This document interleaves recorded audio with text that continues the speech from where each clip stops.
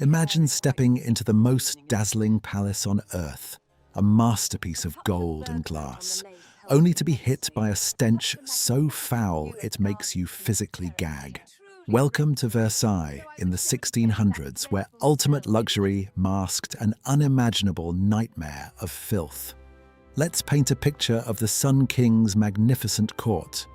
When you envision the Palace of Versailles during the reign of Louis XIV, you likely picture sprawling manicured gardens, the breathtaking hall of mirrors, and courtiers draped in pristine silks, lace, and velvet.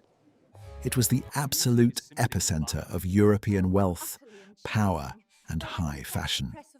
But beneath this breathtaking facade of extreme opulence lay a highly pungent, incredibly unhygienic reality that modern historians often describe as a beautiful, gilded cesspool. To truly understand the daily life at Versailles, you have to realize that this monumental architectural achievement was entirely devoid of any modern plumbing or comprehensive sewage system. Yet, it housed a staggering population.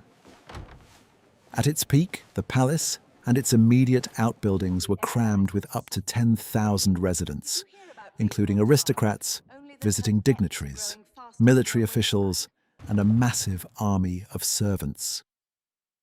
Now, imagine putting 10,000 people into a single, enclosed structure without flushing toilets. The result was an environmental and sanitary catastrophe. While the highest-ranking nobles might have had the luxury of a personal chamber pot or a padded commode stool kept in a small closet, there was nowhere for that waste to magically disappear. Servants were tasked with emptying these pots, and more often than not, the contents were haphazardly tossed directly out of the palace windows, splashing into the courtyards or gardens below. But for the thousands of other daily visitors and lesser courtiers who lacked private quarters, the situation was far more desperate and much more public. When nature called, people simply did not have the time or the facilities to seek out a designated area. Consequently, the pristine corners, hidden alcoves, grand staircases, and echoing corridors of Versailles were frequently utilized as makeshift latrines. It was remarkably common for a finely dressed nobleman or noblewoman to simply step behind a curtain, lift their heavy embroidered skirts, or drop their breeches to relieve themselves right there on the floor. Contemporary accounts from horrified visitors reported that the smell of ammonia, decaying matter, and human waste was practically suffocating, seeping into the very stone and woodwork of the palace.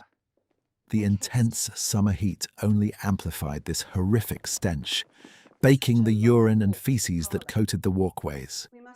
You could be admiring a priceless tapestry or a masterpiece of Renaissance painting, only to realize you were standing inches away from a pile of fresh human excrement. This was a world where a courtier's glittering, jewel-encrusted heels were just as likely to step in human filth as they were to glide across a polished ballroom floor. The sheer scale of the palace made thorough cleaning practically impossible, meaning the odor of rot and waste became a permanent fixture of royal life, deeply embedded into the fabric of the building itself. Even the king himself was entirely accustomed to the foul air, viewing it as a completely normal, expected aspect of daily existence. The glamorous illusion of absolute perfection was, quite literally, built upon a severely sickening foundation. If the palace itself was a giant gilded toilet, you might assume that the aristocrats at least kept their own bodies sparkling clean to compensate.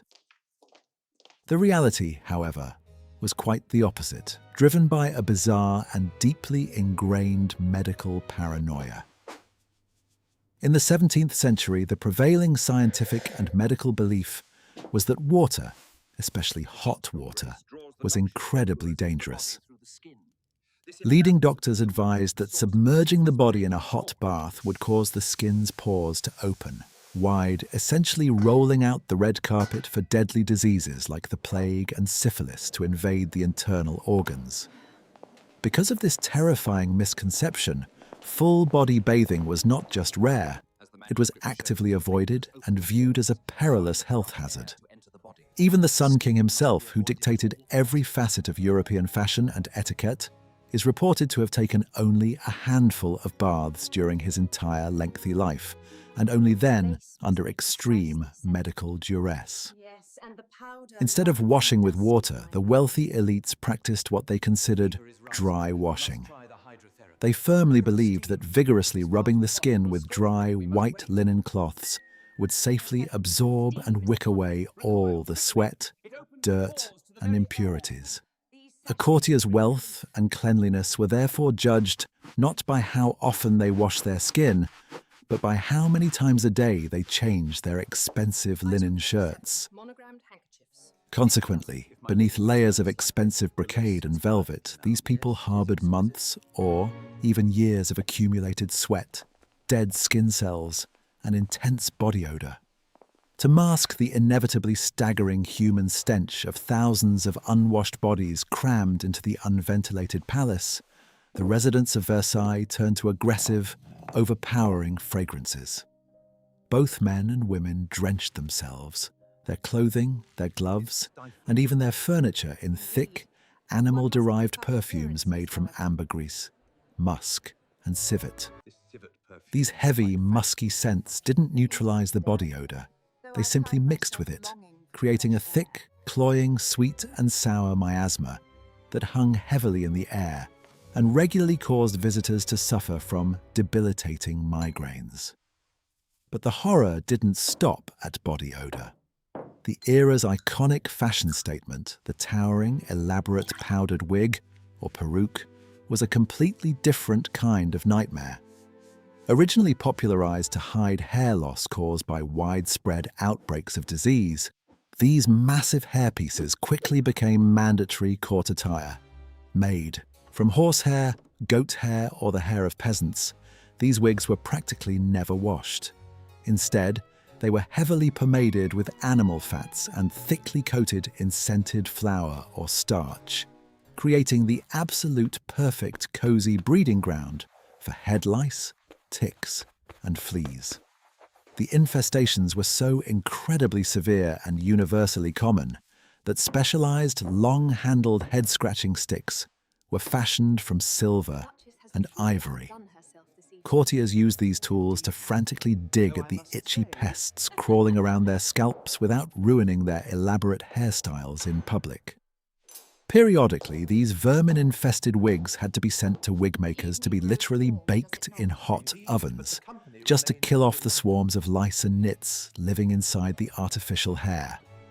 So, when you picture the elegant dances and whispered courtly romances, you must also picture the relentless, maddening scratching, the overwhelming cloud of musk mixed with stale sweat, and the constant, inescapable feeling of being incredibly, hopelessly unclean. The inevitable consequence of living in a crowded, feces-ridden palace with a total aversion to water was a devastating and constant cycle of disease. While the courtiers of Versailles obsessed over political power and social hierarchy, they were ultimately powerless against the microscopic enemies thriving in their own hallways. Dysentery, typhoid, smallpox, and measles ripped through the royal court with terrifying regularity. Even the royal family was not spared. Louis XIV lost several children and grandchildren to diseases that thrived in these horrifyingly unsanitary conditions. When a noble inevitably fell ill, the medical treatments of the 17th century were often far more torturous and sometimes more lethal than the diseases themselves.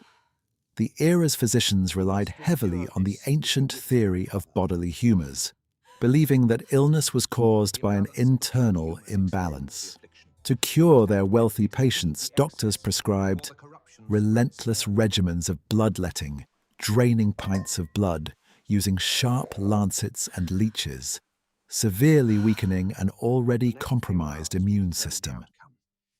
Imagine the scene: a wealthy aristocrat lying in a magnificent, silk-draped four-poster bed, surrounded by priceless art, while a physician actively bleeds them into a silver bowl.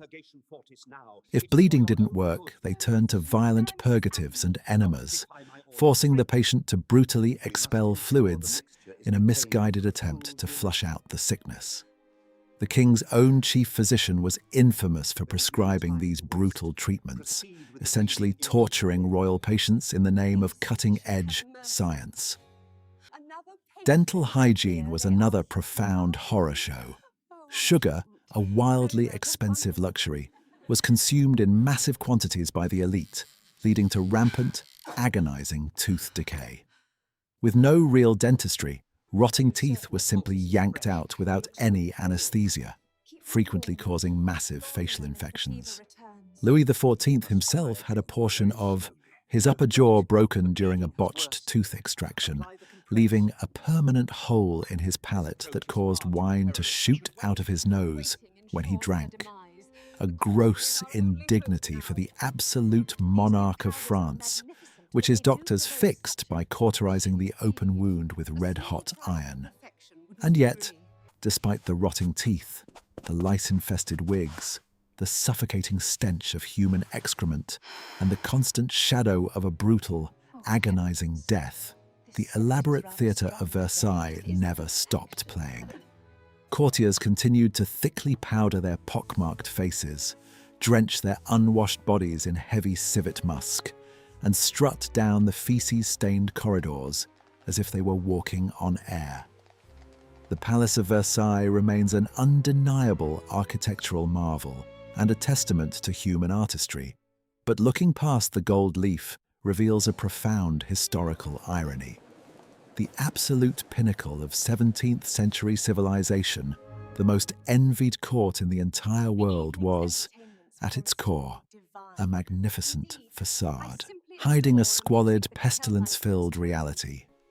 The next time you watch a sweeping historical drama featuring flawless complexions and pristine gowns, remember the hidden truth. True luxury isn't a crown or a palace. It's a flushing toilet and a hot shower.